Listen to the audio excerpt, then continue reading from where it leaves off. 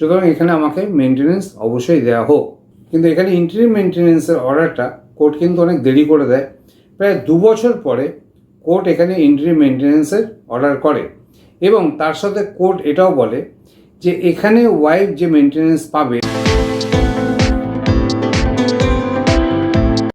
নমস্কার বন্ধুরা, আজকে আপনাদের জন্য আমি একটা মেনটেনেন্সের ভিডিও নিয়ে আসলাম। এই মেনটেনেন্সের ভিডিওটা ছেলেদের খুবই কাজে লাগবে। খুব গুরুত্বপূর্ণ ইনফরমেশান এই জাজমেন্টে আছে। এটা একটা হাইকোর্টের জাজমেন্ট, সুতরাং আপনারা ভালো করে ব্যাপারটা শুনুন। দেখুন, আপনারা মোটামুটি সবাই জানেন যে মেনটেনেন্স দুরকম হয়। একটা হচ্ছে ইন্টারিম মেনটেনেন্স, যেটা ওয়াইফ কেস করার পরেই মোটামুটি অর্ডার হয়ে যায়, এবং তারপরে হয় ফাইনাল মেনটেনেন্স। ফাইনাল মেনটেনেন্সের সময় কোর্ট ঘোষণা করে যে কত মেনটেনেন্স ঠিকঠাক মতো হবে, আর আদৌ মেনটেনেন্স দেওয়া যাবে কি না, সেগুলো কোর্ট সব বিচার করে ফাইনাল মেনটেনেন্স করে। তাহলে প্রথমেই যেটা হয়, সেটা ইন্টারিম মেনটেনেন্স হয়। ওয়াইফরা ইন্টারিম মেনটেনেন্স ফাইল করে। ইন্টারিম মেনটেনেন্সের জন্য সেকশন 125, যেটা বিএনএসএস 144 এখন হয়েছে। হ্যাঁ, আর একটা কথাও আপনাদেরকে বলে রাখি, ইন্টারিম মেনটেনেন্সের ক্ষেত্রে কিন্তু অনেক সময় লেটও হয়। প্রায় 1 বছর, 2 বছর, 3 বছর লেগে যায় ইন্টারিম মেনটেনেন্সের অর্ডারটা হতে। ফাইনাল মেনটেনেন্স তো অনেক দূরের ব্যাপার, ইন্টারিম মেনটেনেন্স হতেও কিন্তু অনেক সময় দেরি হয়। 1 বছর, 2 বছর, 3 বছর মোটামুটি সময় লেগে যায়, বা কখনো তাড়াতাড়িও হয়ে যায়।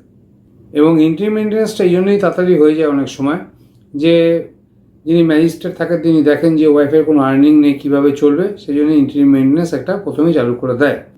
কিন্তু এক্ষেত্রে কিন্তু মেনটেনেন্সটা অনেকদিন পরে হয়েছে, ইন্টারিম মেনটেনেন্সের ঘোষণাটা অনেকদিন পরে হয়েছে। সেই কেসটা আমি আপনাদেরকে ডিটেলসে বলছি। তাহলে এবারে আপনাদেরকে এই কেসটা সম্বন্ধে বলছি। সেটা হচ্ছে সেপ্টেম্বর 2020-তে ওয়াইফ কেসটা ফাইল করে, মেনটেনেন্সের কেস ফাইল করে অ্যাজ পার সিআরপিসি 125, এখন যেটা বিএনএসএস 144 হয়ে গেছে। কিন্তু নিয়মকানুন মোটামুটি একই রকম রয়েছে মেনটেনেন্সের ক্ষেত্রে। তো ওয়াইফ কোর্টেতে বলে যে আমার যিনি হাজব্যান্ড আছেন তিনি সরকারি চাকরি করে, তিনি পুলিশ ইন্সপেক্টর, এবং তার স্যালারি প্রায় 47,000, 47,000 টাকা। সুতরাং এখানে আমাকে মেনটেনেন্স অবশ্যই দেওয়া হোক। কিন্তু এখানে ইন্টারিম মেনটেনেন্সের অর্ডারটা কোর্ট কিন্তু অনেক দেরি করে দেয়। প্রায় 2 বছর পরে কোর্ট এখানে ইন্টারিম মেনটেনেন্সের অর্ডার করে এবং তার সাথে কোর্ট এটাও বলে যে এখানে ওয়াইফ যে মেনটেনেন্স পাবে সেই মেনটেনেন্সটা 7,000 করে হবে, এবং যেদিনকে অর্ডারটা পাস হলো সেই দিন থেকেই ওয়াইফের মেনটেনেন্সটা শুরু হবে। এই যে বাদবাকি যে 2 বছর ছিল, সেই 2 বছরের কোনো মেনটেনেন্স স্বামী দেবে না, মানে এরিয়ার মেনটেনেন্স সেটা স্বামী দেবে না। এখানে কিন্তু লোয়ার কোর্ট বলেই দেয় যে যবে থেকে অর্ডার হয়েছে তবে থেকে কিন্তু মেনটেনেন্সটা ওয়াইফ পাবে। এই সিদ্ধান্তটাই লোয়ার কোর্ট জানায় ওয়াইফকে। কিন্তু এবার ব্যাপারটা যেটা হয় সেটা আপনারা বুঝতেই পারছেন যে এখানে ওয়াইফ সন্তুষ্ট হয় না। ওয়াইফ এবারে হাইকোর্টে প্রসিড করে তিনি নিজের পক্ষ রাখেন, তিনি নিজের কথা বলেন, এবং তারপরে স্বামীও কথা বলে। এবং ব্যাপারটা হচ্ছে, স্বামীর পক্ষ যখন কথা বলে তখন কিন্তু তিনি একটা কথা বলেন, যে স্বামীর পক্ষ একটা কথা বলে যে একটা সুপ্রিম কোর্টের ল্যান্ডমার্ক জাজমেন্ট 2020-তে যেটা হয়েছিল রাজনীশ ভার্সেস নেহা, যে জাজমেন্টটা আছে সুপ্রিম কোর্টে, এটা কিন্তু 2020-তে হয়েছিল। এটা খুব বড় জাজমেন্ট, ল্যান্ডমার্ক জাজমেন্ট। এই রাজনীশ ভার্সেস নেহাতে স্বামী স্ত্রীর ইনকাম কত সেই অ্যাফিডেভিটের কথা বলা হয়েছে, এবং মেনটেনেন্স নিয়ে কথা বলা হয়েছে।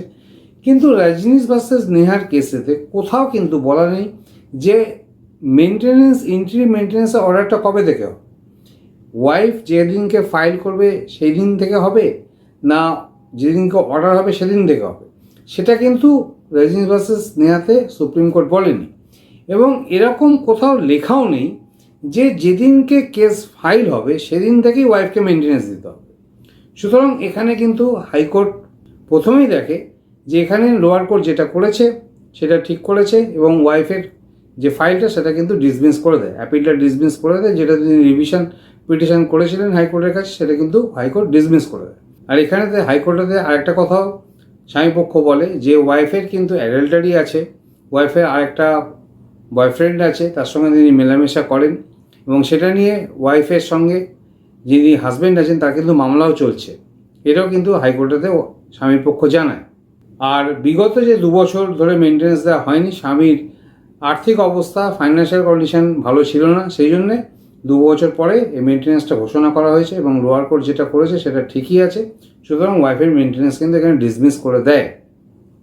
ডেফিনেটলি এটা অনেক ছেলেদের পক্ষে সুবিধা হবে, কারণ এরিয়ার মেনটেন্যান্স অনেককেই দিতে হয়। কিন্তু আপনারা যদি এই জাজমেন্টটা নেন, এখানে দুটো জাজমেন্ট লাগবে, যেই জাজমেন্টের কথা আমি বলছি, এবং রাজনীশ ভার্সেস নেহার যে জাজমেন্টটা সেটাও লাগবে। সুতরাং আপনার যখন মেনটেন্যান্সের কেস আসবে তখন ডেফিনেটলি আপনার পিটিশনের সঙ্গে এই জাজমেন্টটা অবশ্যই অ্যাড করে দেবেন। যে কোথাও লেখা নেই যে যেদিনকে ওয়াইফ কেস ফাইল করেছে সেদিন থেকেই ছেলেদেরকে মেনটেন্যান্স দিতে হবে, যেদিন থেকে অর্ডার হয়েছে সেদিন থেকে মেনটেন্যান্স দিলে ঠিক আছে, নো প্রবলেম। সুতরাং আপনার এই জাজমেন্টটা নিয়ে আপনাদের পিটিশনের সঙ্গে অবশ্যই অ্যাড করতে পারেন। এটা কিন্তু খুবই একটা গুরুত্বপূর্ণ জাজমেন্ট। আর এখানে আরেকটা ব্যাপার, সেটা আমি আমার এক্সপিরিয়েন্স থেকে বলছি, আপনি কোর্টকে এটাও বলতে পারেন যে 2 বছর পরে ইন্টারিম মেনটেন্যান্স অর্ডারটা হয়েছে, কিন্তু 2 বছর ধরে ওয়াইফ যে আছে সে খাওয়া দাওয়া শাক পোশাক সবই পড়েছে, সবই তার ঠিক মতোই চলেছে। সুতরাং 2 বছর পরে যখন ইন্টারিম মেনটেন্যান্সটা ঘোষণা হলো, তাহলে এই 2 বছর তার কীভাবে চলেছে? সুতরাং এই 2 বছর ওয়াইফ নিজের লাইফও লিড করেছে, নিজের জীবনও চালিয়েছে, এবং তিনি খাওয়া দাওয়া শাক পোশাক সবই করেছে, নিজেকে চালিত করেছে।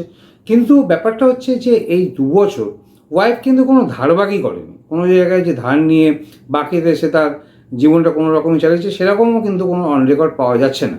সুতরাং ওয়াইফের নিজস্ব আর্নিং ডেফিনেটলি আছে। 2 বছর ধরে তার চললোটা কী করে, এই ব্যাপারটাও কিন্তু আপনারা কোর্টেতে রাখতে পারেন।